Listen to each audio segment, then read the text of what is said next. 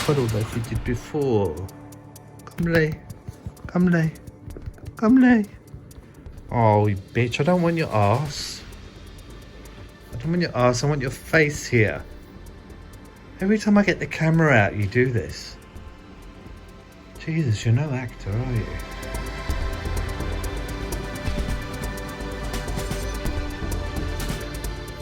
We've gone for a nice walk in the rain, haven't we? Counter, hey?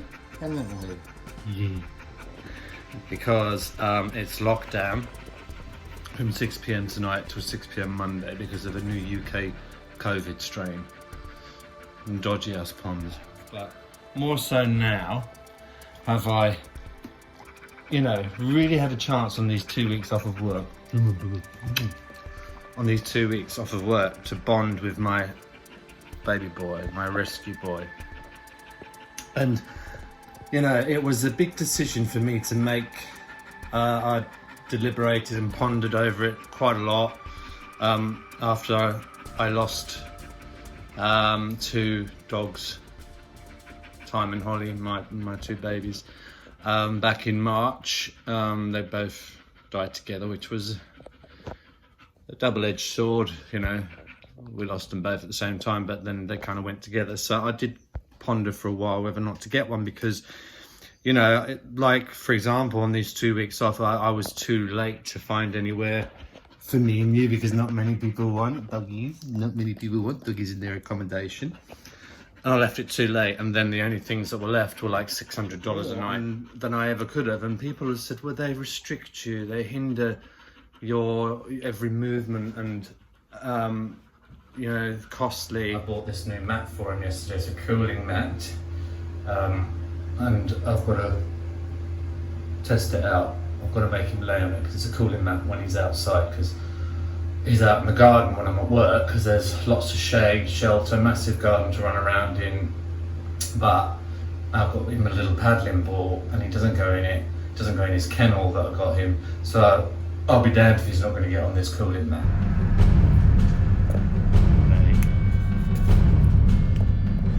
You can get a feel of what it's like and how cool it is because it's non-toxic gel or whatever. They said it's extra large, but I think that's a load of bollocks. Don't you?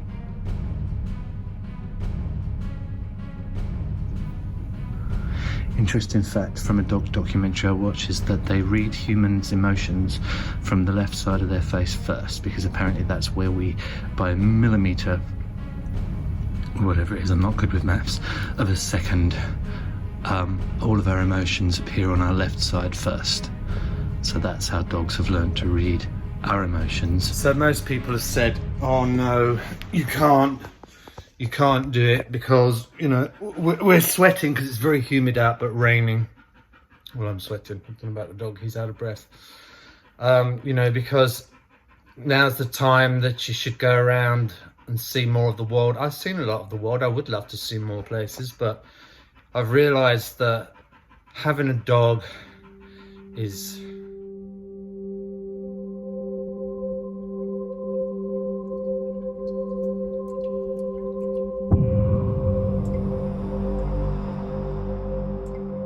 essential for me.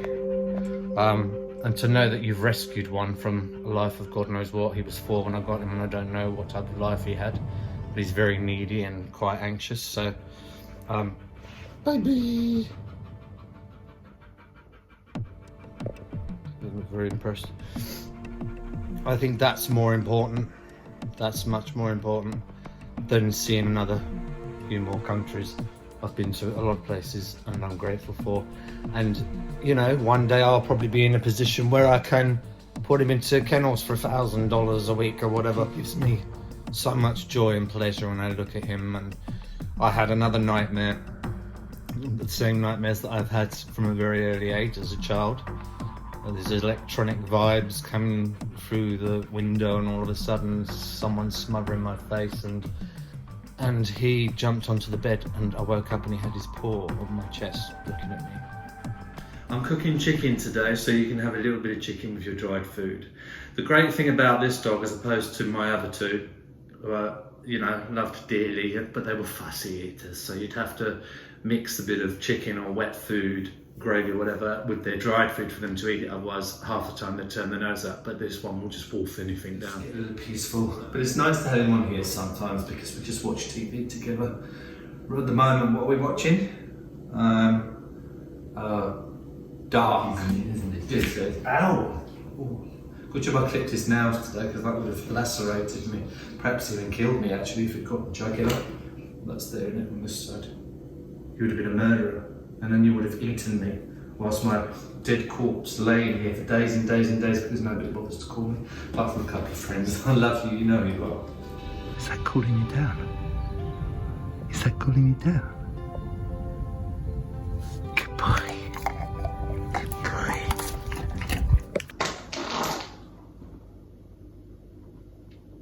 Is that you? Is that you? Did you just let one off, Hunter?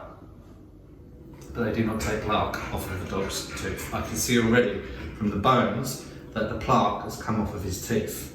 Hey, not with those silly dentist sticks that they charge a fortune for.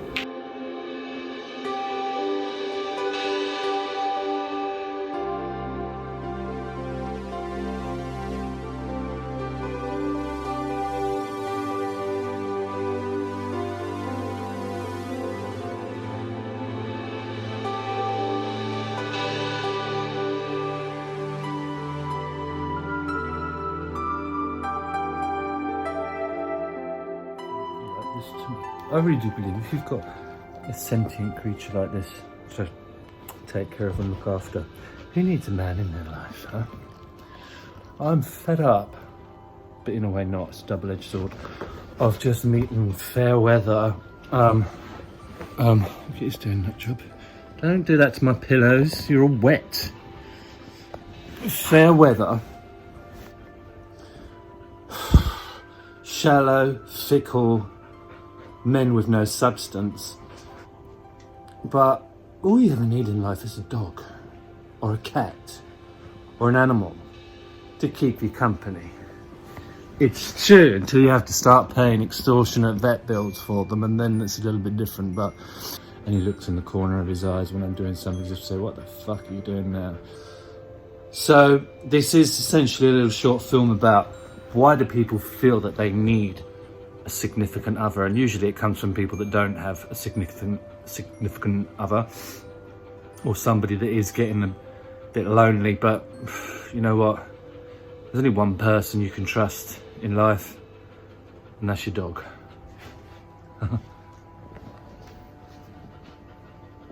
Yes. Even though he's getting all of his wet paws and body on my pillows, and he knows he shouldn't be sleeping at the top end. Hunter! Thank you.